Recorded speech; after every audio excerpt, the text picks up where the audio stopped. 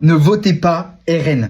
Lettre à la République, à tous ces racistes, à la tolérance hypocrite. La forme, le fond, mais surtout pourquoi. Depuis les résultats des élections européennes favorables à l'extrême droite et l'annonce de la dissolution de l'Assemblée nationale par Emmanuel Macron, impossible de rater cette mobilisation des créateurs de contenu à l'approche du premier tour des législatives, ce dimanche. Tous n'ont pas affiché leur opinion politique. J'ai l'impression qu'il y a eu beaucoup plus de créateurs, plus créateurs ou créatrices lifestyle qui se sont engagés. Par exemple, Lena Situation, voilà, qui en a parlé. Et j'avais pas forcément vu autant de mobilisation dans cette partie-là de l'influence sur même les dernières élections européennes. La France compte plus de 150 000 créateurs de contenu. Pour stratégie, l'agence de marketing d'influence Reach a réalisé une étude pour calculer le taux d'engagement des posts en lien avec les législatives.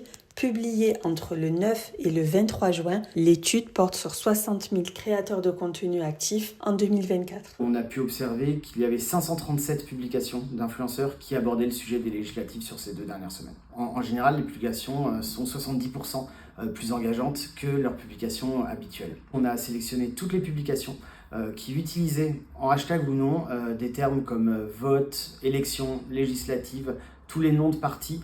Oui, les influenceurs postent plus, mais les Français s'engagent aussi beaucoup plus parce qu'on a 7 fois plus d'engagement entre les 2 législatives et 3 fois plus entre la présidentielle et cette nouvelle législative. Voter et faire voter, est-ce que c'est le rôle des créateurs de contenu ? L'agence Perrine Agency a coordonné un mouvement qui a été initié par plus de 200 créateurs de contenu depuis la France et la Belgique pour faire barrage à l'extrême droite. Ils sont légitimes comme toute personne de la société civile.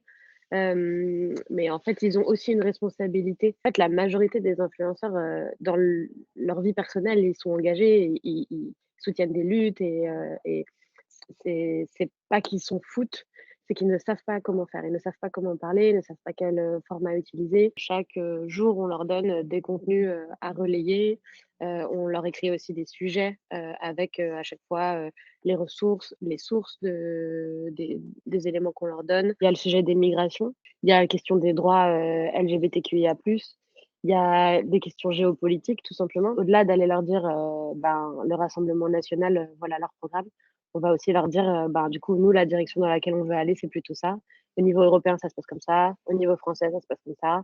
Et leur donner aussi des pistes un peu d'espoir. J'ai envie de dire, c'est pas à moi de dire pour qui vous devez voter. Pour autant, je peux vous donner des faits qui vont vous aider à prendre votre décision. J'ai eu des discussions hyper intéressantes avec certaines de mes abonnés, parce que du coup, c'était que des femmes, qui m'ont dit: «Mais c'est dommage, que tu utilises, ta plateforme. Ici, on parlait diabète et maintenant tu te mets à parler politique et tout ça», et je trouve ça intéressant parce que du coup, ça veut dire qu'ils dissocient le sujet de leur pathologie, de la politique et de la société.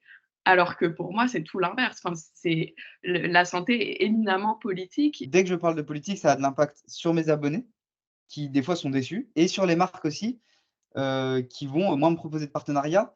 Mais j'ai pris la décision, en choisissant ce métier, que dans tous les cas, je voulais pas bosser avec des marques qui étaient pas d'accord avec moi, quoi. Aujourd'hui, on ne voit pas d'impact sur les collaborations, déjà parce que c'est un phénomène qui est très récent. Notre étude a étudié les publications sur les 2 dernières semaines. L'annonce de la dissolution a eu lieu aussi il y a 2 semaines. Donc c'est quelque chose qu'on pourra plutôt voir à moyen ou long terme.